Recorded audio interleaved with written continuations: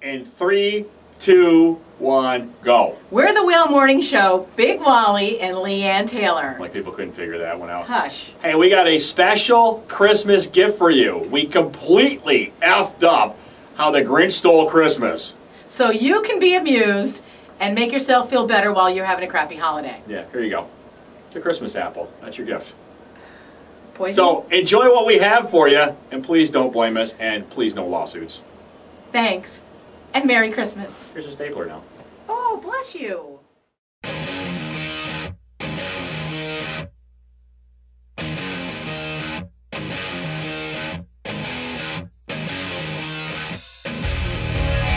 Every Who down in Whaleville liked Christmas a lot, but the Grinch, who lived just north of Whaleville, did not. The Grinch hated Christmas, the whole Christmas season. Now please don't ask why, no one even knows quite the reason.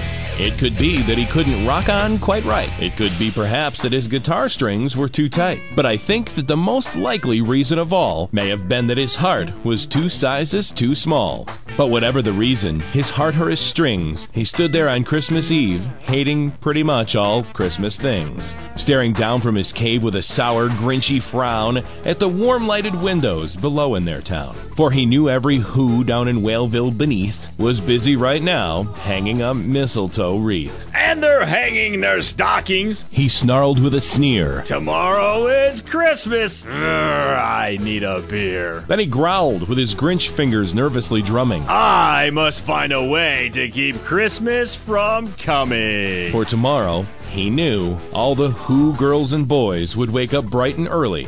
They'd rush for their toys. And then, oh, the noise. Oh, the noise, noise, noise. That's the one thing he hated. The noise, noise, noise. Then the Who's young and old would sit down to feast. And they'd feast, and they'd feast. And they'd feast, feast, feast. They would start on whale pudding and rare whale roast beast, which was something the Grinch couldn't stand in the least. And then they'd do something he liked least of all. Every Who down in Whaleville, the tall and the small, would stand close together with Christmas bells ringing. And they'd stand hand in hand, and the Who's would start singing. She bangs! She bangs! Pants on the ground, pants on the ground, looking like a fool with your pants on the ground. With the ball on your mouth. They'd sing and they'd sing, and they'd sing, sing, sing. And the more the Grinch thought of this whale Christmas sing, the more the Grinch thought, why, for 50 years I've put up with it now. I must stop Christmas from coming. But how? Then he got an idea. An awful idea. The Grinch got a wonderful, awful idea. I know what to do. The Grinch laughed in his throat, and he made a quick Santa Claus hat and stapled together a red furry coat. And he chuckled and clucked, what a great Grinchy trick! With this coat and this hat, I'll look just like Saint Nick. All I need is a reindeer. The Grinch looked around. But since reindeer are scarce, he began to stare at his hound. The Grinch simply said, if I can't find a reindeer, I'll make one instead. So he called his dog Max, and then he took some red thread, and he tied a big horn to the top of his head. Then he loaded some bags and some old empty sacks on a ramshackle sleigh and hitched up old Max. Then the Grinch said, giddy up, you fat bastard. And the sleigh started down toward the homes where the Who's lay a snooze in their town. All their windows were dark, quiet snow filled the air. All the Who's were all dreaming of classic rock without care. When he came to the first house in the square, this is stop one, the old Grinchy Claus hissed,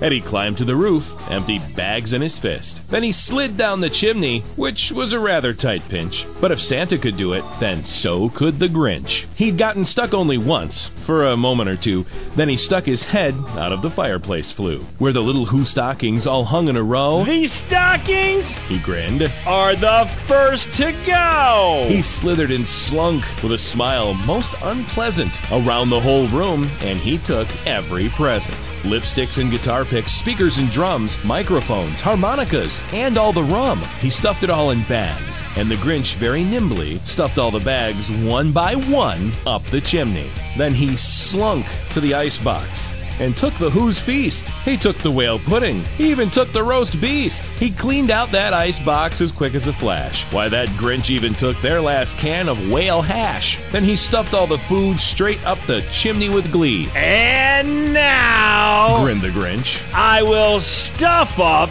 the tree. And the Grinch grabbed the tree and he started to shove when he heard a sound like the call of hot love. He turned around fast and he saw Hot Who, Holly Lou who was wearing nothing but shoes. The Grinch had been caught by this Who daughter who'd gotten out of bed for just a little water. She stared at the Grinch and said, "Ooh, Santa, you know I love a man who's filthy rich and a really bad guy. But you're stealing my tree? Why, baby, why?" But you know that old Grinch was smart and very slick. He thought up a lie, and he thought it up quite quick. Why, my sweet thing, there's a light on this tree that won't light on one side, so I'm taking you home to my workshop, my dear. I'll fix it up there, then I'll bring it right back here. And his fib fooled the vixen, and he patted her, and then he poured her a drink, and he sent her to bed. And when Holly Lou Who went to bed with her cup, he went to her chimney and stuffed his tree up. Then the last thing he took was the wood for their fire. Then he went up the chimney himself, the old liar. On their walls, he left nothing but hooks and some wire, and the one speck of food that he left in the house was a crumb that was even too small for a mouse. Then he did the same thing to the other Who's houses, leaving crumbs much too small for the other Who's mouses. It was 1:15 dawn, all the Who's still abed, all the Who's still a snooze, when he packed up his sled, packed it up with their presents, the ribbons, the wrappings, the tags, the tinsel, the trimmings, the trappings. 3,000 feet up the side of Mount Crumpet, he rode to the tip top, preparing to dump it. Poop who to the Who's, he was a Grinchishly humming. They're finding out now that no Christmas is coming. They're just waking up. I know what they'll do. Their mouths will all hang open a minute or two, and all the Who's down in Whoville will all cry, boo-hoo. That's a noise that I simply must hear. So he paused, and the Grinch put a hand to his ear. And he did hear a sound rising over the snow. It started in low, and then it started to grow. But this sound wasn't sad. Why, this sound sounded merry. It couldn't be so. But it was merry. Very. He stared down at Whaleville. The Grinch popped his eyes, then he shook. What he saw was a shocking surprise. Every Who down in Whaleville, the tall and the small, was singing without any presents at all. He hadn't stopped Christmas from coming. It came. Somehow or other, it came just the same. And the Grinch, with his Grinch feet ice cold in the snow, stood puzzling and puzzled. How could it be so? It came without ribbons, it came without tags, it came without packages, boxes, or bags. And he puzzled 3 hours, till his puzzler was sore. Then the Grinch thought of something that he really hadn't before. Maybe Christmas doesn't come from a store. Maybe Christmas, perhaps, means just a little bit more. And what happened then? Well, in Whaleville they say that the Grinch's small heart grew 3 sizes that day.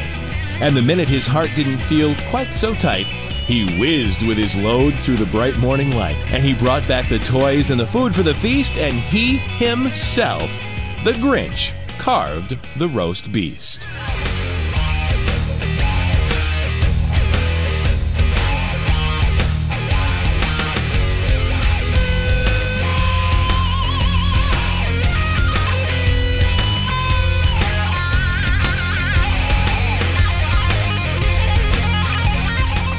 So what'd you think, Don Morgan?